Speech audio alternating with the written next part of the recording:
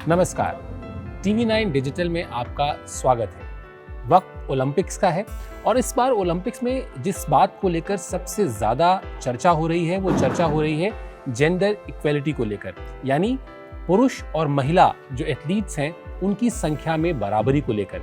और भारत के लिए ये बड़ी बात है कि इस बार भारतीय दल में 55 महिला एथलीट शामिल हैं जो लगभग पुरुषों की संख्या के बराबर हैं। टीवी 9 डिजिटल के लिए हमने उन महिला एथलीटों पर बात करने का फैसला किया जो मेडल की सबसे मजबूत दावेदार हैं और जो उसमें से कुछ तो ऐसी भी हैं जो वर्ल्ड नंबर 1 की हैसियत के साथ इस ओलंपिक्स में उतरेंगी। तो शुरुआत करते हैं, उन खिलाड़ियों पर बातचीत करते हैं जो खिलाड़ी मेडल के तगड़े दावेदार हैं। उन महिला एथलीटों पर एक नज़र डालते हैं। सबसे पहले बात करते हैं हम दीपिका कुमारी की। दीपिका कुमारी हम जानते हैं आर्चरी में भारत की को रिप्रेजेंट करेंगी और अभी जो वर्ल्ड कप था स्टेज 3 उसमें उन्होंने 3 गोल्ड मेडल जीते थे और वो इस वक्त वर्ल्ड की नंबर 1 तीरंदाज हैं। तो निश्चित तौर पर जो हम जेंडर इक्वेलिटी में महिला एथलीटों की भागीदारी की बात कर रहे हैं, उस भागीदारी में भारत की तरफ से मजबूत भागीदारी आर्चरी के खेल में दीपिका कुमारी की होगी। और दीपिका की जो किटी है जो मेडल्स की, उसमें वो लगभग हर बड़ी प्रतियोगिता का मेडल है सिवाय ओलंपिक्स के। तो दीपिका भी पूरी कोशिश करेंगी कि इस बार वो अपनी इस कमी को पूरा कर लें। उसके बाद बात करते हैं जो दूसरी बहुत मजबूत दावेदार हैं, वो हैं विनेश फोगट। पहलवानों के परिवार से आती हैं, बहुत मेहनत की है, परिवार ने संघर्ष भी किया है, लेकिन विनेश फोगट अपनी कामयाबी को लेकर बहुत कह सकते हैं कि आशान्वित हैं, बहुत पॉजिटिव हैं और वो बिल्कुल खुलकर कहती हैं कि मुझे हारना अच्छा नहीं लगता। वो पिछले ओलंपिक्स में भी भारत की बहुत मजबूत दावेदार थी मेडल के लिए, लेकिन अनफॉर्चुनेटली दुर्भाग्यवश पिछले ओलंपिक में उन्हें बीच टूर्नामेंट में चोट लग गई थी। तो वो जो कसक है वो उस कसक से बाहर निकल चुकी हैं अब और एक बार फिर पूरी दमखम के साथ वो उतरेंगी मैट पर और कोशिश करेंगी कि भारत को दिलाएं एक अदद मेडल। इसके बाद बात कर लेते हैं पीवी सिंधु की। हम जानते हैं पीवी सिंधु ने रियो ओलंपिक्स में भारत के लिए सिल्वर मेडल जीता था। जो 2 मेडल आए थे भारत के रियो ओलंपिक्स में, उसमें से 1 मेडल पीवी सिंधु का ही था।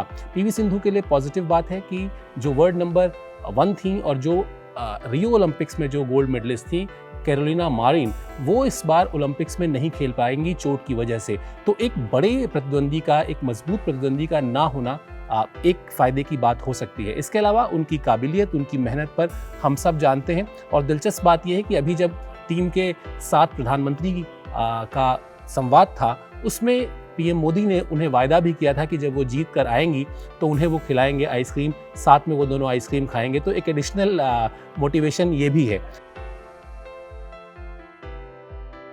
अब बात कर लेते हैं चौथे खिलाड़ी की और जो चौथा खिलाड़ी है, महिला एथलीट है, वो तो भारत के मतलब जो सबसे बड़े स्टार एथलीट हैं उसमें उनकी गिनती होती है क्योंकि वो खिलाड़ी हैं मैरी कॉम। आप सोच कर देखिए, लोगों ने कहा शादी के बाद कि मैरी कॉम का करियर अब खत्म है। उसके बाद वो वर्ल्ड चैंपियन बनी।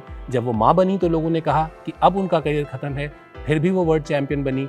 6 बार वो वर्ल्ड चैंपियन बन चुकी हैं। लंदन ओलंपिक्स में उन्होंने ब्रॉन्ज मेडल जीता था और इस बार उनकी जो कोशिश है वो कोशिश यही है कि उनके मेडल का कलर बदले, यानी वो सिल्वर या गोल्ड मेडल की तरफ भारत को ले जाएं।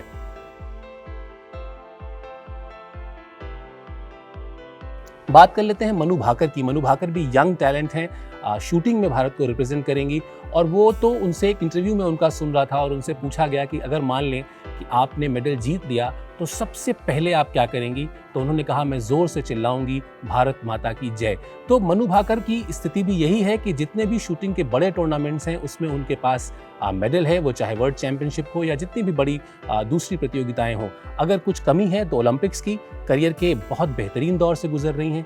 निश्चित तौर पर वो भी भारत के लिए एक बहुत तगड़ी उम्मीद, बहुत मजबूत उम्मीद होंगी। अब बात करते हैं अगले खिलाड़ी की और अगली खिलाड़ी जो है हमारी वो है सानिया मिर्जा। सानिया मिर्जा को भी हम सब जानते हैं। बहुत ही एक तरीके से सुपर मॉम है वो भी, क्योंकि इस बार वो माँ बनने के बाद पहला ओलंपिक्स है उनका और वो अंकिता रैना के साथ भारत की दावेदारी पेश करेंगी। 6 ग्रैंड स्लैम जीत चुकी हैं सानिया मिर्ज़ा। उनका करियर भी तमाम विवादों और संघर्षों से भरा रहा है, लेकिन उन्होंने भी कभी हार नहीं मानी। वो हमेशा डट कर खड़ी हुई और उन्होंने अपने कोर्ट में अपने खेल से लोगों को जवाब दिया।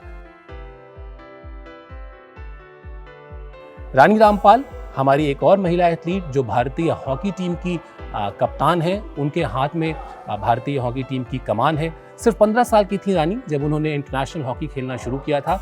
आज उनके अंदर वो दमखम है, वो काबिलियत है, वो अनुभव है जो भारत को एक मजबूत दावेदार बनाता है हॉकी के खेल में भी।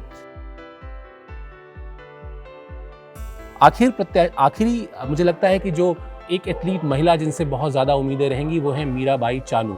मीराबाई चानू भारत की तरफ से वेटलिफ्टिंग की इकलौती दावेदार हैं जो अपना दावा पेश करेंगी पदक के लिए। 49 किलोग्राम वर्ग में वो अपनी दावेदारी पेश करेंगी और पिछले ओलंपिक्स में उन्हें चोट लग गई थी, वो भी थोड़ी अनफॉर्चुनेट थी, लेकिन अब उस मुश्किल वक्त से बाहर निकलकर वो काफ़ी तैयार हैं। 49 किलो वज़न है, लेकिन मैं आपको बता दूं कि वो अपने वज़न से लगभग 4 गुना ज़्यादा उठाती हैं। तो ये भारत की बहादुर बेटियां हैं, ये भारत की बाहुबली बेटियां हैं जो टोक्यो ओलंपिक्स में भारत को पोडियम फिनिश के सपने को पूरा करने के लिए लगाएंगी जान और करेंगी जी तोड़ मेहनत।